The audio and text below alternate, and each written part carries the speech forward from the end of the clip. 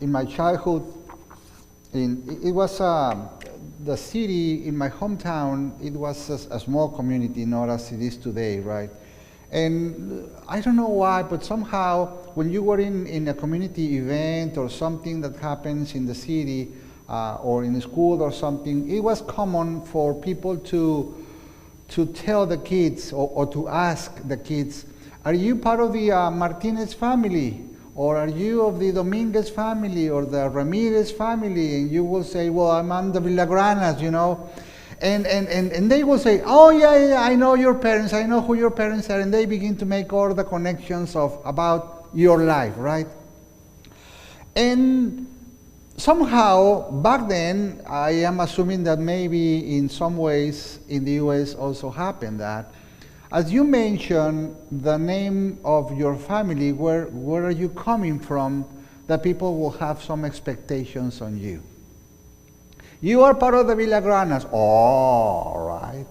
They are a respectful family. Everybody loves them. So we expect that you, as the child of Fausto and Alma, be a good boy.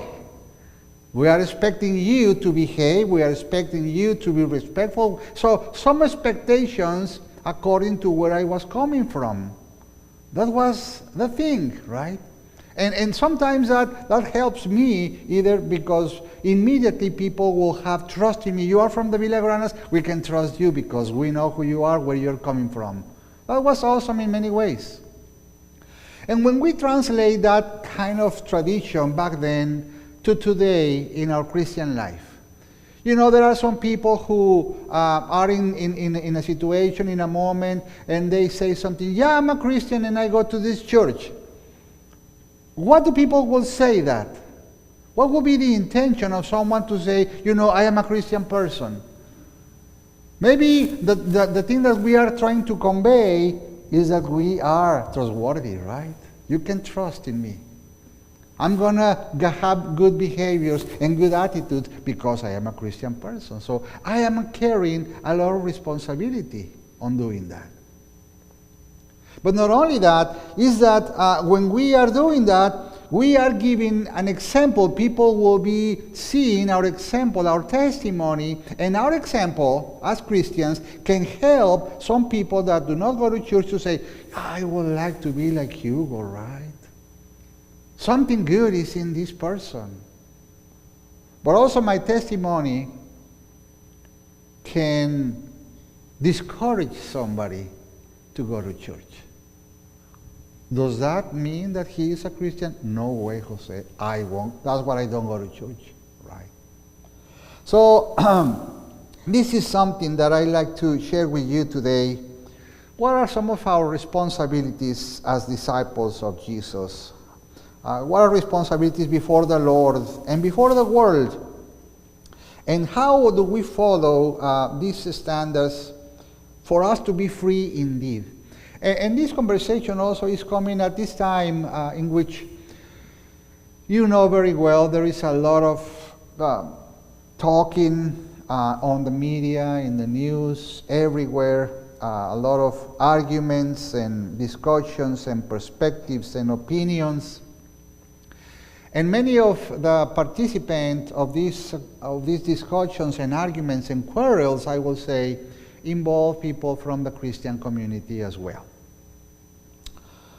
So my prayer is through this message that I have entitled Children of Light is not only that you be blessed and that the Lord be exalted, but also that we can embrace more who are we as Christians in the world. Amen? Are you ready then? Amen, amen. Jesus Christ is now known by many names, and one name that I love is coming from the Gospel of John in chapter 1. John said about Jesus, and he says, the true light. Jesus is known as a true light that gives light to every man was coming into the world. And then he said, he came to which was his own, but his own did not receive him. Yet to all who receive him, to those who believe in him, he gave them the right to become children of God. So the true light gave the right to us to be called children of God. Then later on, Jesus himself, he say, I am the light of the world. Whoever follows me will never walk in darkness, but will have the light of life. Later on, he said also, I have come into the world as a light, so that no one who believes in me should stay in darkness. So Jesus is identifying himself as a light, the light of the world, and when he delivered the beautiful sermon that is known as the Sermon on the Mount, basically the part of the opening statements that he was telling the people who will become believers and followers of Jesus, he said to them, you believers are the light of the world. Can you say that? You are the light of the world. Oh my gosh. A city on a hill cannot be hidden. Neither do people light a lamp and put it under a bowl. Instead, they put it on its stand and gives light to everyone in the house. So he's saying, it's a good thing to have Christians among us, isn't it? Amen. Yes, it is a good thing. And he says, in the same way, let your light shine before men that they may see your good deeds. And what for? What is the reason for people who will see our good deeds? For them to praise your Father in heaven. This is the idea. This is the idea of seeing your example, your testimony. In other words, Jesus is saying, you are children of light, and you are to light in the world.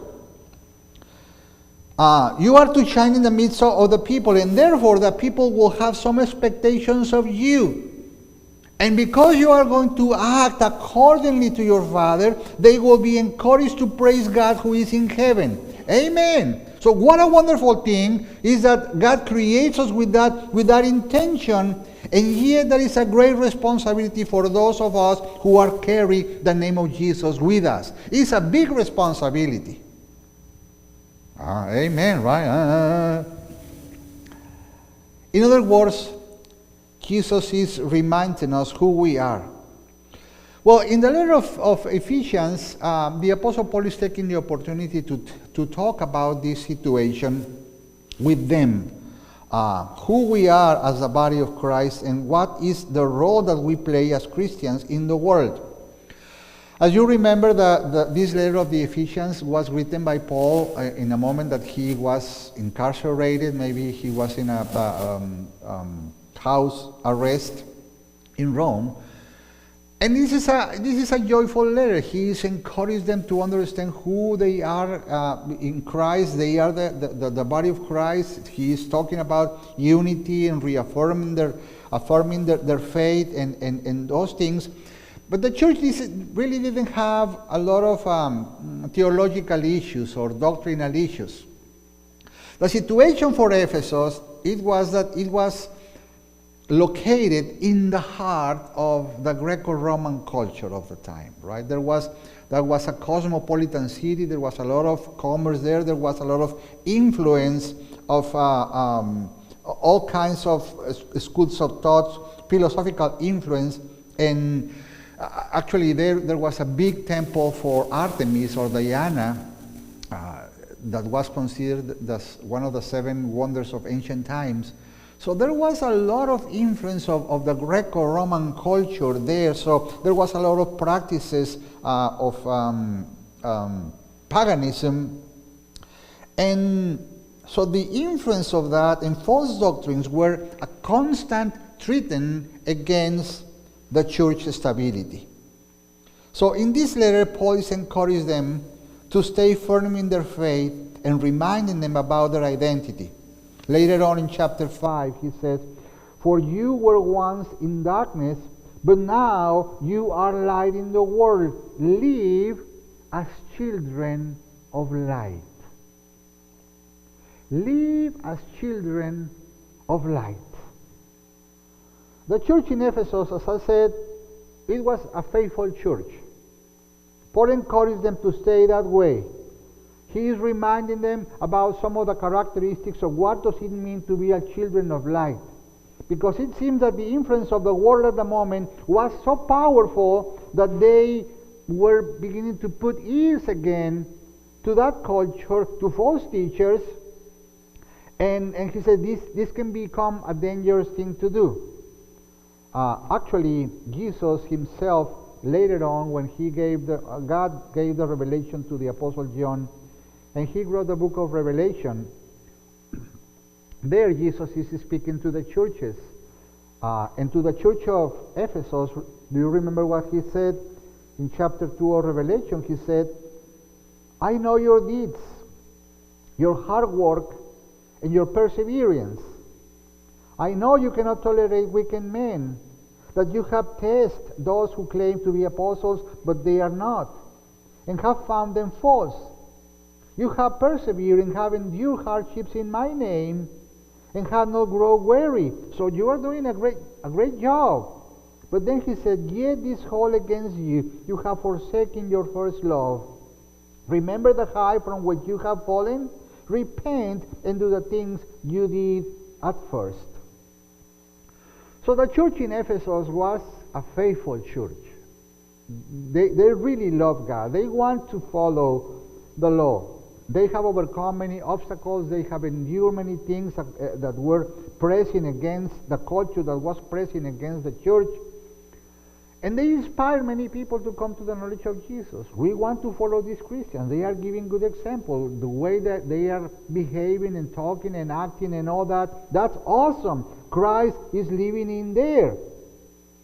But then something happened, that they begin to relax the responsibility they carry as followers of Jesus. The church began a downtrend, inspiring people to come to connect with God, so they relaxed their faith. They relaxed the way they were living as children of light. And why? Because the culture, because the world was starting to take over their identity as children of light. Dangerous situation. Pretty much similar to what we are living today.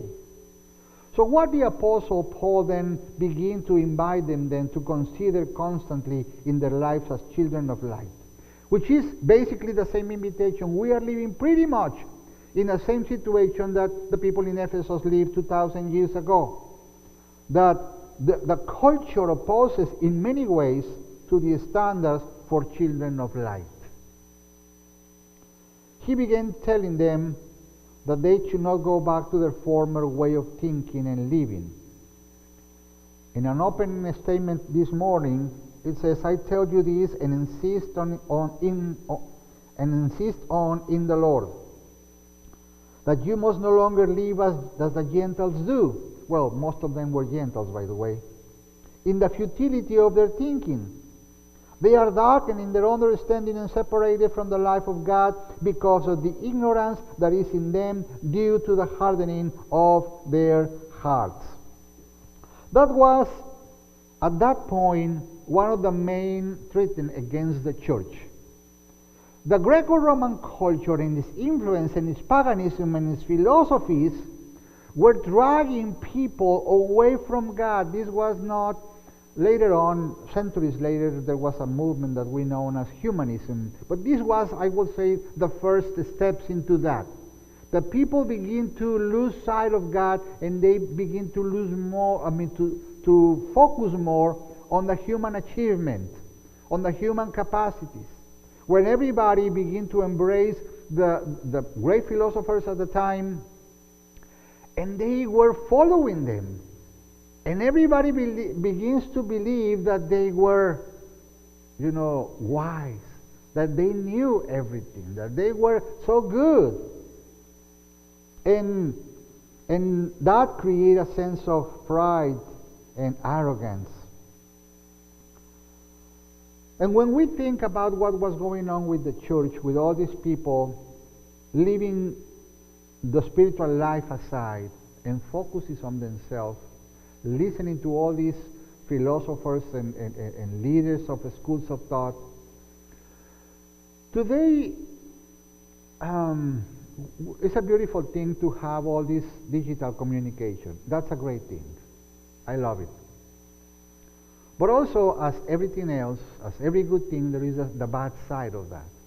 And to me, the bad side is that online today, available to everyone, there are hundreds and hundreds and hundreds of people that they act on a video like if they are awesome, like they know everything, like if they are coaches or counselors or mentors or gurus, or they are experts in everything related to life.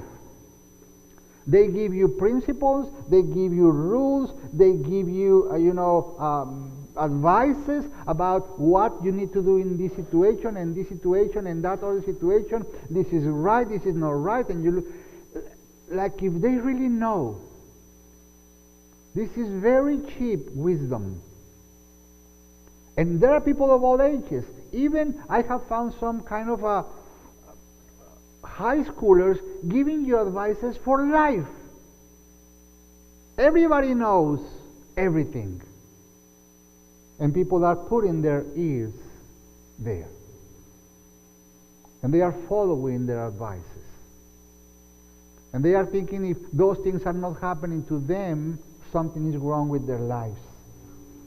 So people were falling into that. And that was creating a sense of pride and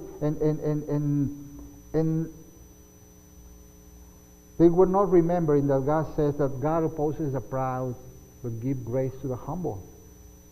But not only that, Paul was telling them that do not go back to the behaviors, the ways that you were having before you come to the knowledge of Jesus. And this is a common situation when somebody, adults basically, when they never has known Jesus and they begin to hear about God and they say, this is good, it's beginning to open my understanding. God through the Holy Spirit is opening my heart to know the truth about who God is, and I'm coming to the Lord. I accept and embrace the merits of Jesus on the cross, and I want to begin a new life. I want to be transformed by the power of the Holy Spirit, and they make that step of faith in their lives, but very soon they go back, they slide back to the same old behaviors and attitudes and way of living. That's very common. He says, do not do that. Do not go back. You are not reflecting the new life that you have as children of light. And then in verse 20, he reminds them about their new life. You, however, he said, did not come to know Christ in that way. Surely you heard of him and were taught in him in accordance with the truth that is in Christ Jesus. You were taught with regard to your former way of life to put off the old self, which is being corrupt by its deceitful desires, to be made new in the attitude of your minds, and to put on the new self, created to be like God in true righteousness and holiness. Amen. But when we read that statement, we say, wow, this is so powerful. This is a lot of responsibility. He says, you are made new in the attitude of your mind. Put on the new self, created to be like God in true righteousness and holiness. And that's what many Christian people don't want to take on. We don't want to put on that. And yet this is the invitation to live as children of light, invested in the new nature that Jesus is giving us. Paul said at the beginning of the letter in chapter 1, for he, God, chose us in him before the creation of the world. What for? What for? To be holy and blameless in his sight. In love, he predestined us to be adopted as his sons through Jesus Christ in according to his pleasure and will. And what for? What is the reason of that? To praise his glorious grace, which he has freely given us in the one he loves. And then, what do you think he says? Therefore. Oh, here we go. Remember, therefore means according to an action. What do you want me to do? What do you want me to say? After all this has been said, after all this has been done, therefore. So after he has been reminding them who are they in Christ Jesus, they have a new life, they have invested by the Holy Spirit, they are children of light, these are your responsibilities, This is the person that you were before. Now this is the person that you are today. After he reminded all that, he began to give them some, or reminding them, these are the attitudes. These are the expectations. And as we read them, we will read them, you will say, you know, that is exactly why my grandma was telling me all my life to do this. And maybe her grandma told her the same thing, and her grandma told her the same thing to her grandma, and so on. Because these principles are coming from the Lord for generations. These are not new. So he says, okay, therefore, because all these things that you represent in the world, shining in the world, bringing the light of Christ into the world, therefore, number one, each of you must put off falsehood and speak truthfully to his neighbor. You must put off all falsehood and speak trustworthily to his neighbor. You know, statistically, this is one of the most common reasons for broken relationships of all kinds. I am not a certified counselor of any kind, so I need to, well, if you Google a little bit about psychology websites or anything that related to mentorship or counseling, therapies in relationships, they will tell you these are the most common reasons of broken relationships. Broken promises, lying, cheating, stealing. These are one of the most common reasons. Paul says you must put on falsehood. When we constantly lie, when a person constantly lies, even small little lies, right? Good lies. I need to say a little good lie. Well, eventually, you lost trust. And to recover trust from someone who stopped trusting you, believe me, that is very difficult. It's very hard to recover the trust. It will take a long process for people who will begin to trust in you again. So if you lie to get away with something, if you lie to get something, if you lie to hurt someone, it's taking you away from living as a child of light. On the contrary, now you are living a slave to sin. You are not living free life in Christ Jesus. Paul goes on to say, in your anger, do not sin. Do not let the sun go down while you are still angry. You have heard that many times, right? Well, anger is a human thing. God gave us somehow in our genes that capacity to feel anger. We got angry for many reasons. There are plenty of reasons that make you feel angry. And so, in other words, there is nothing wrong of being angry. Okay? Don't feel bad if you get angry from time to time. That's okay. The problem comes when anger takes control of our lives and our feelings and our emotions. That's when the problem begins. Because anger begins to destroy you, and therefore you begin to destroy the people around you. You remember the story of Genesis in which Abel and Cain, they brought an offering to the Lord, and God gave with better eyes the offering of Abel and not Cain, and Cain was very upset about it. And later God had an encounter with Cain, and he said to him, "Hey, Cain, why are you angry? What is your face downcast?" Like, angry. He was. And he said, "If you do what is right, will you not be accepted? But if you do not do what is right, what happened? Sin is crouching at the door. It desires to have you, but you must master it."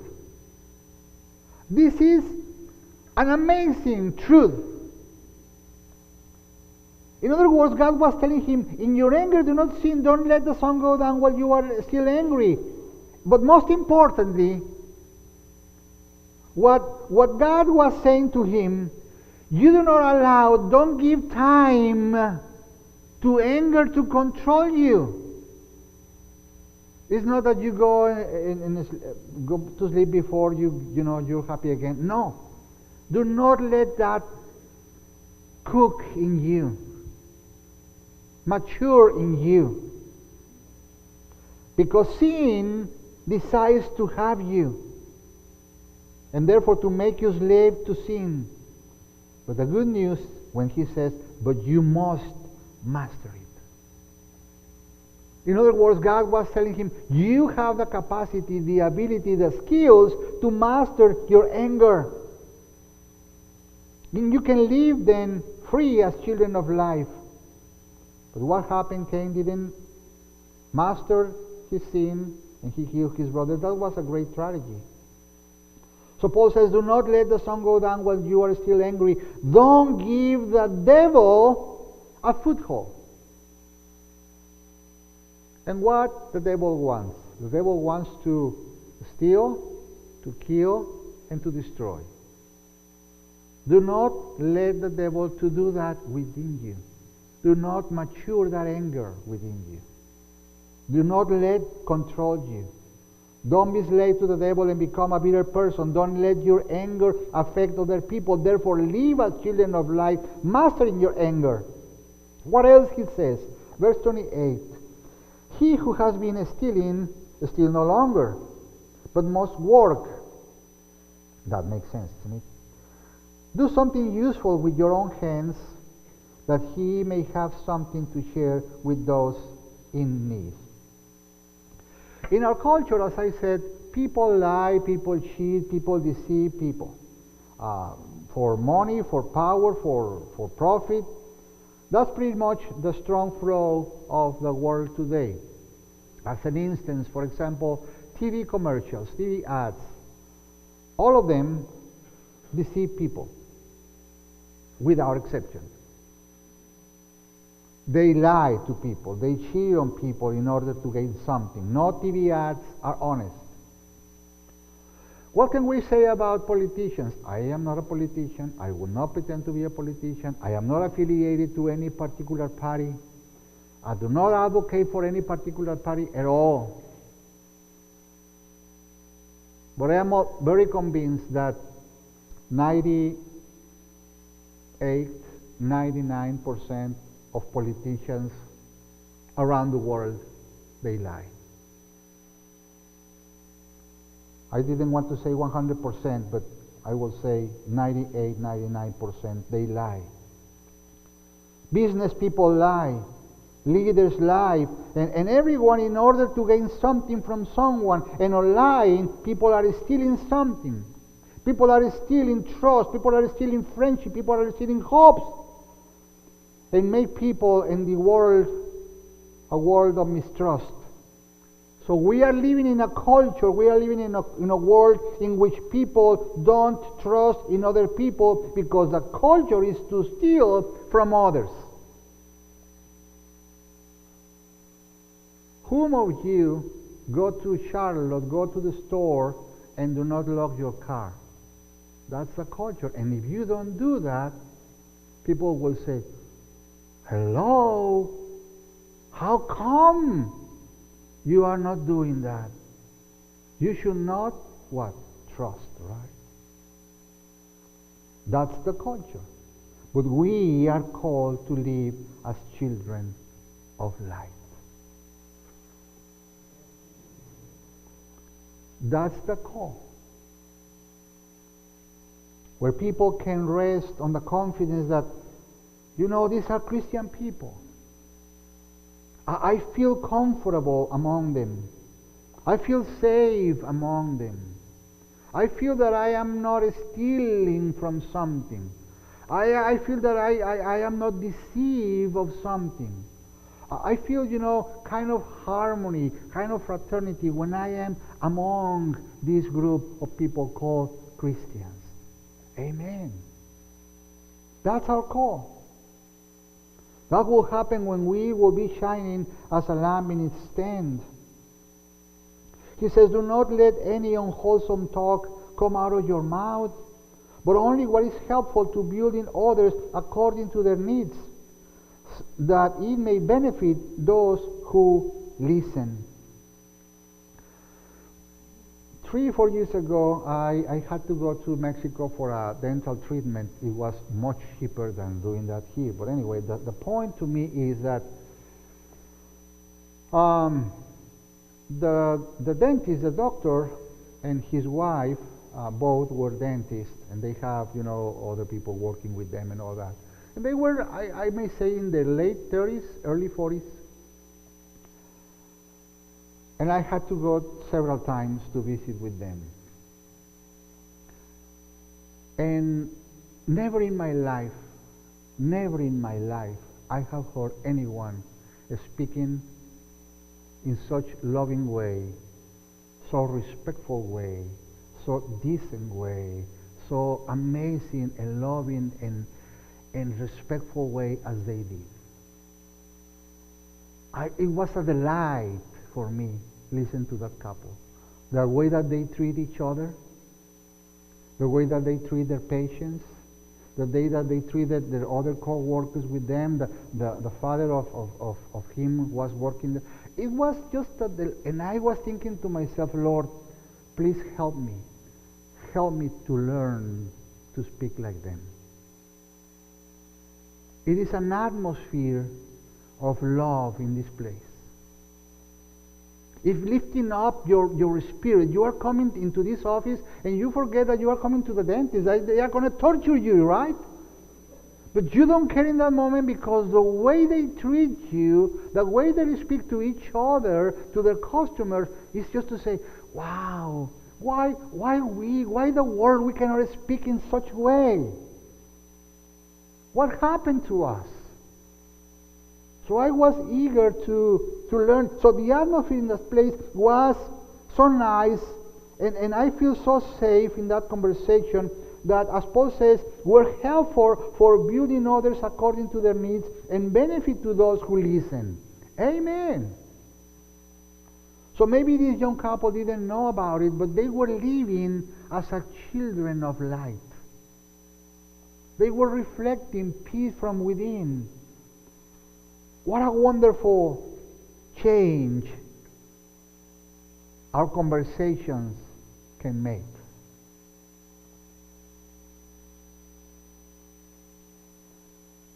It is upon us, the way we talk to others, the way we express our opinions.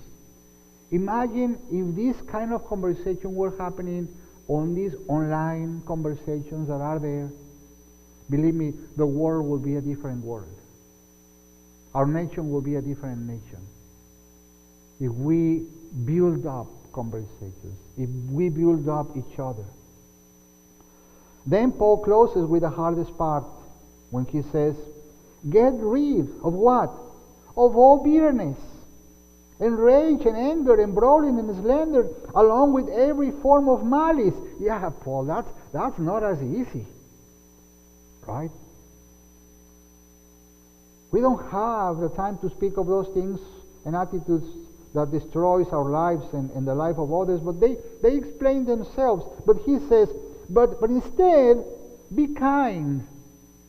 Be kind and compassionate to one another, forgiving each other just as God in Christ forgive you. Amen.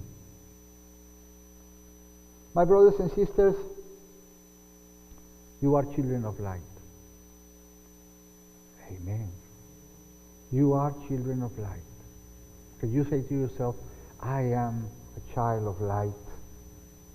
And yes, in many ways we feel that we are far from being one, but the Lord is inviting us to remember who we are in Christ. We are invested as a new person in Christ Jesus. We've been sealed by the Holy Spirit, and as Paul says, we've been given by the grace of God the capacity to live as children of life. So yes, we are living in a world that is difficult. There is a lot of divisions. And therefore, God invites us this morning to put on our new self, to live in the world shining as we go by, asking the Lord to help us to get rid of everything that hinders us to live as light in this world, and to make our life, and these things make our life harder when we are controlled by the influence of the culture, deceiving our hearts and our desires of our flesh. We are following that. So these are lies from the enemy and sin that wants to have us. So let's ask the Lord that through His Spirit help us to live as children of light. So make the world around us a better world to live. And then we can rest in the confidence that the work that God began in us has not been in vain. Amen.